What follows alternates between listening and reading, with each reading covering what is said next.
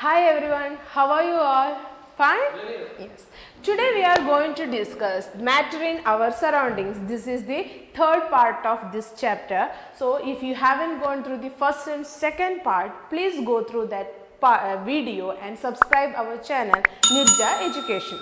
In this video, we are going to discuss about the interconversion of states of matter. What do you mean by interconversion?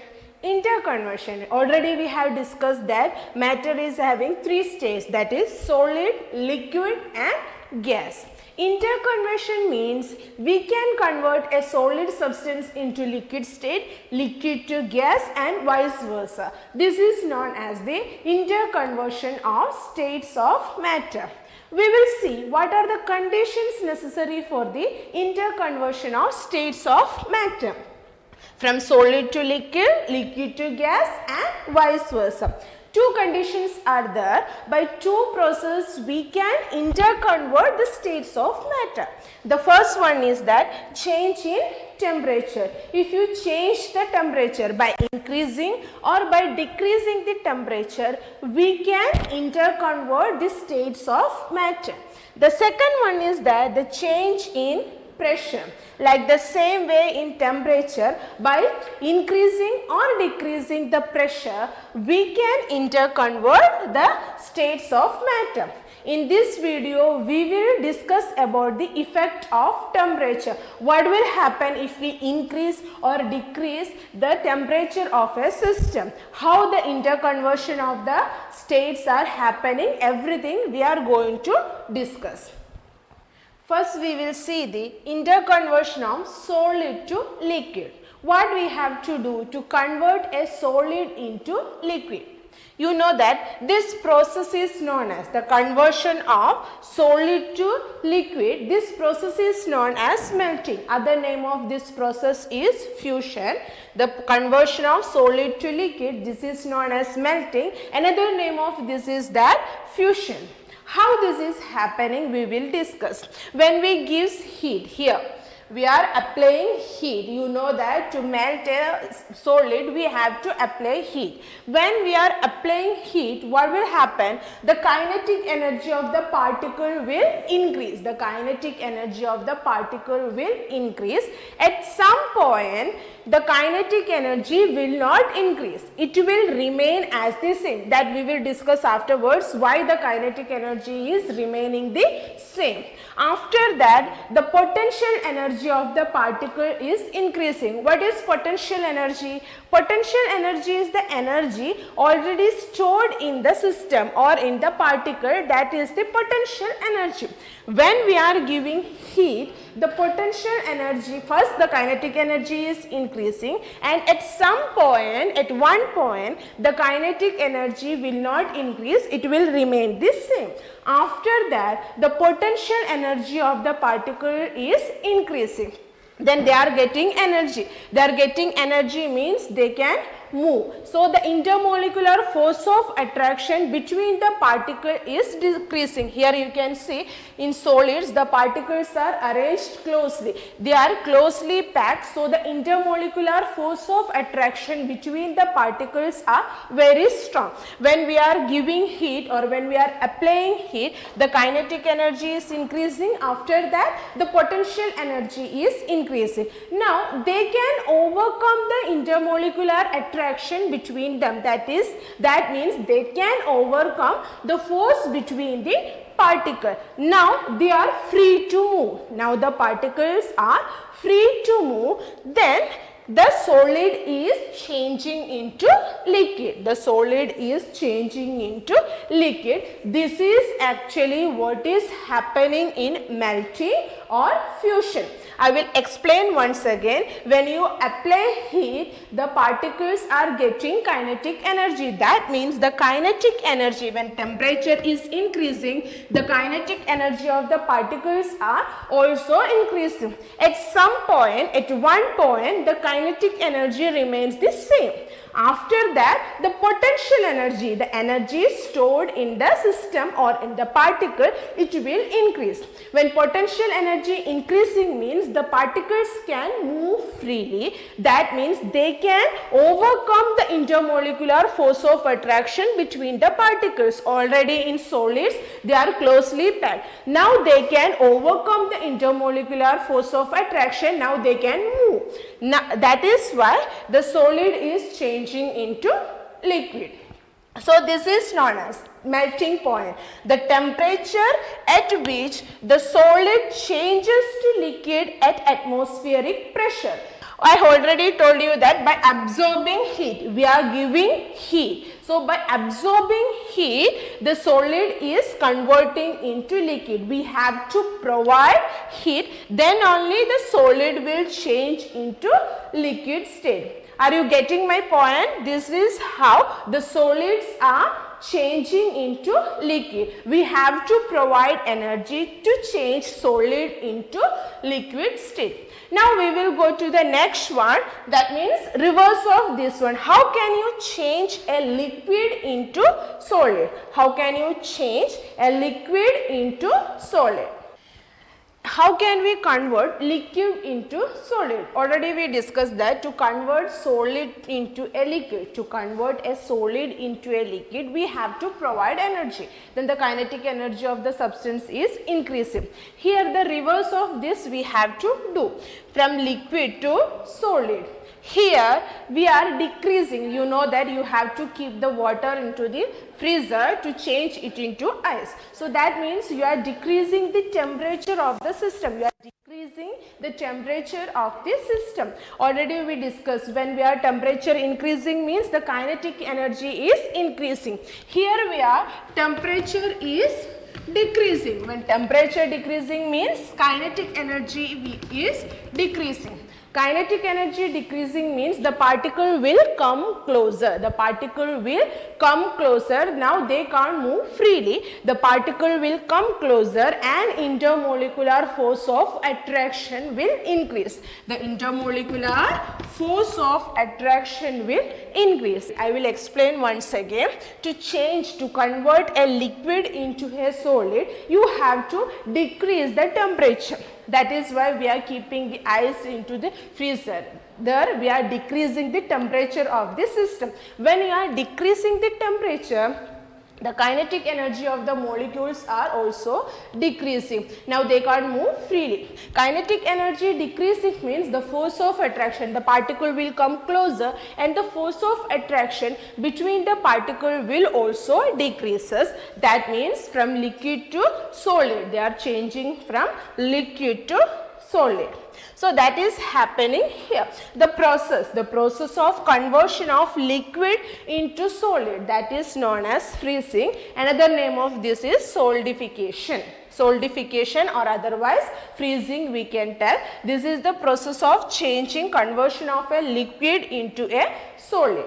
So freezing point also you know that the temperature at which a liquid changes into solid. The temperature at which the liquid changes to a solid, that is known as freezing point. Here in interconversion, that means melting or fusion, we are providing energy. The absorption of heat energy is happening, but here they are releasing energy. That means they are giving out the energy. That is happening in freezing and solidification. Next we are going to latent heat. Already I told you that in melting, that means at one point the kinetic energy will not increase, the potential energy, after that the potential energy of the system is increasing. When you are going to melt ice cubes, you can notice that increasing the temperature or giving heat at one particular temperature, if you are measuring the temperature, the thermometer reading will remain constant. The thermometer reading will remain constant, it will not increase. Continuously you are giving heat. Giving heat means the temperature should be increased. When you are measuring with a thermometer also, it should show the increasing temperature, but it is not showing the increasing temperature. Why? Here comes the latent heat of fusion. Actually, I told you that in this one, that means in solids, the particles are closely packed. So, they need some energy to break the force of attraction between the molecule. So, the energy we are giving, they are making use to break the force of attraction between the particle. So, at one point what will happen, suppose the particles are closely packed. We are giving heat means up to some extent the kinetic energy will increase. After that, these particles are using this energy to break the force of attraction, between the molecules. They are using this energy. This energy is known as latent heat. Latent means hidden. It is a Greek word. The meaning of latent is hidden. It is a Greek word. So, this energy, I will explain once again, this energy that providing, the kinetic energy is not increasing. The reason is that the energy is used to break the force of attraction between the particle. The energy is used to break the force of attraction between the particle. After breaking all the force of attraction, that means now they can flow. Then only the temperature will increase afterwards. So, this heat energy is known as latent heat, and latent means hidden. It's a Greek word. So, we discussed what is latent heat. I told you that this is the hidden energy that is used to break the intermolecular force of attraction between the particle. Now, we will see the definition for latent heat of fusion.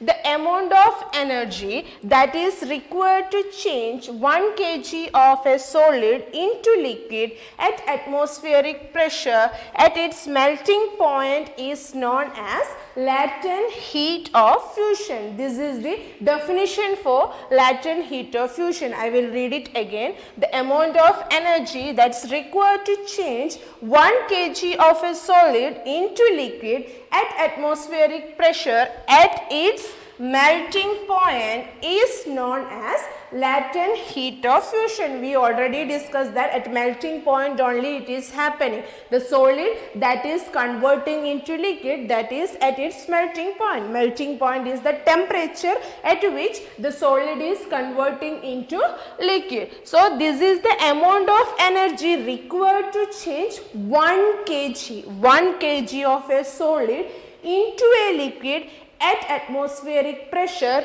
at its melting point, that is latent heat of fusion. That you should be remember, that is latent heat of fusion.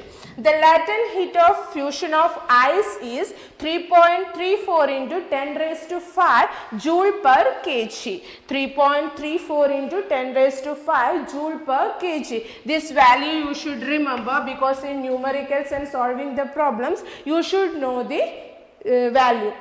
Next, we will go to the next conversion, that is from, we already discussed solid to liquid and liquid to solid. Now, we will go to liquid to gas. Next, we will see how can we convert a liquid into a gas. The same only, that is what is happening in this solid only. The same theory only behind this also. This is easy. If you know how you can convert solid into liquid, the same reason you can write it here also. Liquid also. What will happen? We have to provide energy. That means absorption of heat is happening there. So, we have to provide energy. When we are providing energy means heat means what is happening?